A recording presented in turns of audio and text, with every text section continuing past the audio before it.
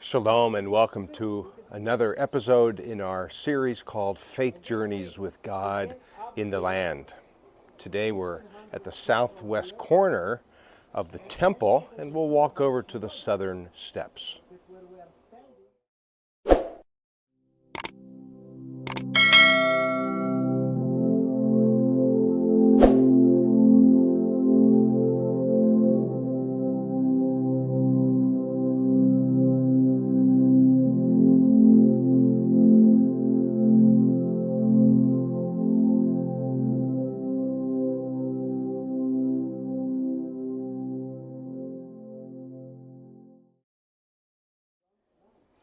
Shalom and good morning from the southwest corner of the Temple Mount.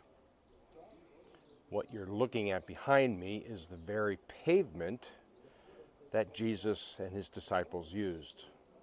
This excavation really here at the southwest corner of the temple and the southern steps where we're heading in just a moment is quite remarkable. This is really all Herodian stone that you see behind me. This western wall, if you will, one of four walls, retaining walls that supported an expanded platform of the temple on top. And some of these stones are hundreds of tons, and quite remarkable to think that Jesus walked here. But I want to talk about the importance of the temple, and certainly in our faith journey, what that means to us, because really since 967 BC, when Solomon built the first temple, and then later Zerubbabel in about 520 BC into the next few years, 516 or so, completing the second temple, and then Herod coming and expanding that temple, doubling the size of it, we have to really consider what the temple signifies, not only for those who lived in the days when the temple stood, but also for us today. So what we're going to do is walk through this group here as we make our way over to the southern steps. And here we go. We're going to make our way over to the southern steps. Hi group, good to see you. This is part of my group, and what a wonderful group they are. Thanks for allowing me to walk right through them. Anyway, let's go over to the southern steps. And as we do, let's talk about the faith journey of those who came to the temple. Now, as I mentioned, in 967, after David, Solomon is the one who builds the temple. Really nothing is left at all of the first temple. And it was indeed built on Mount Moriah, as described in 2 Chronicles chapter 3. What's so interesting about that passage is that 1,000 years later or so, a guy named Abram brought his son Isaac, it's recorded in Genesis 22, to Mount Moriah. And there, Abram says, "Hineni, here I am. Lord, I will do what you want me to do. I will even offer my son Isaac as the sacrifice." And what does God do? He provides a sacrifice. A ram is substituting now for Isaac, and God provided. In fact, that's the word in that passage. And from that day, what now you see in front of me and sort of behind me at an angle is where the temple once stood on Mount Moriah. So this place has always been a place of sacrifice. So when, 1,000 years later, when Solomon builds the temple, everyone came here to sacrifice. In fact, they came here primarily for three festivals: Sukkot, or tabernacles, in the fall; Pesach, or Passover, in the spring; and 50 days later, Shavuot, or Pentecost. So the first temple is destroyed in 586 BC. Here comes Zerubbabel in 520, builds the foundation. A few years later, the temple is complete. And then here comes Herod the Great in 20 BC. Every pilgrim up to this point came to sacrifice. And Herod really expanded the temple, as I mentioned, doubled the size of the platform by these 4 huge retaining walls. As we walk up some of these steps right there, the original steps that were used by pilgrims coming to the temple. In fact, we are walking literally in the footsteps of Jesus. That's sort of one of those pinch me if it's real type of experiences, right? Well, you are walking with me up these steps. Some of them are now recreated, of course, redone, but this is the way that commoners would have entered the temple. And of course, up to 70 AD, the temple was used for sacrifice. This was a holy place.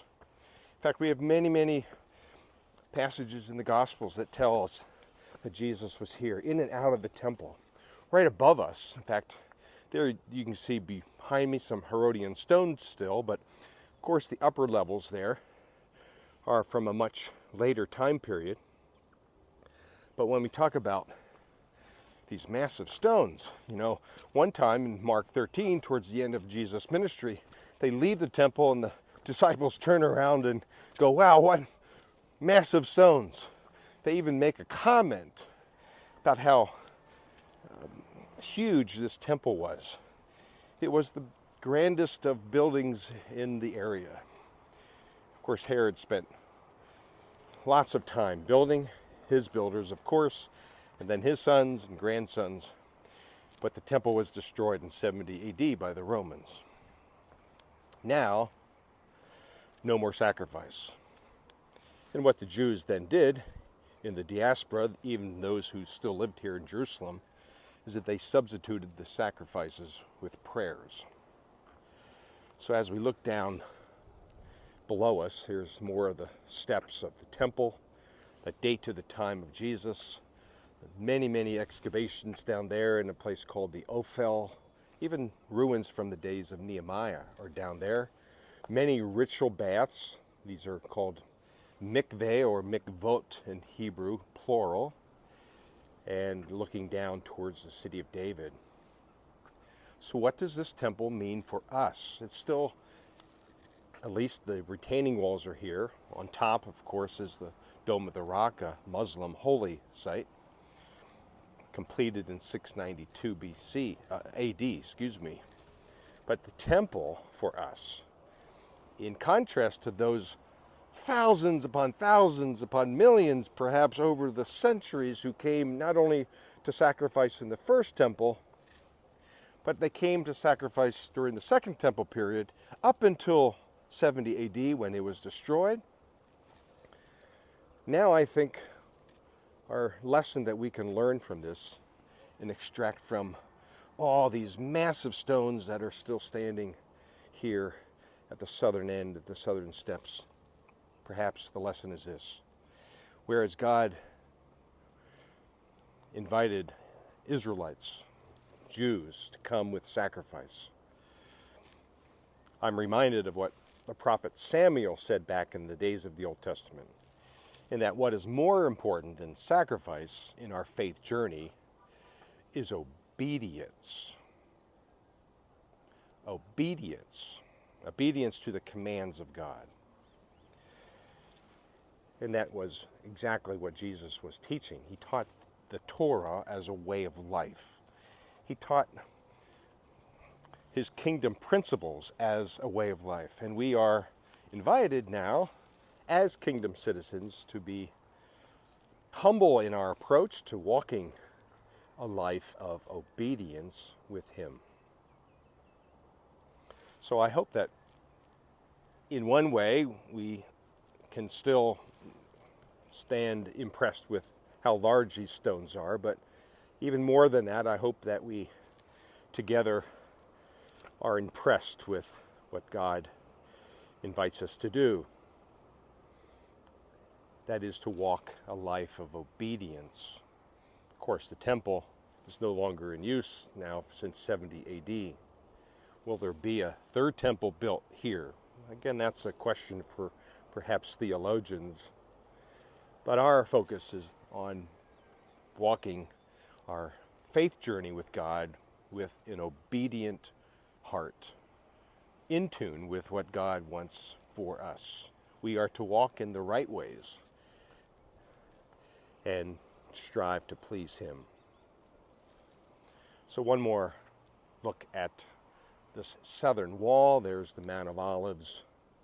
Jesus spent time there. This is indeed where He Himself displayed obedience, because remember, during His passion, after the Last Supper, He went somewhere on the slopes of the Mount of Olives where, as we read in Luke 22, the Garden of Gethsemane was there. And He said this, "Not my will, but yours be done." So even Jesus displayed an attitude of obedience and a willingness to fulfill His Father's purpose. And that's what we do and strive to do together in our faith walk with Him. So be the temple of God, the living temple, as God's Spirit resides within you, and as we strive together to walk a life of obedience. Be encouraged, and until next time, shalom.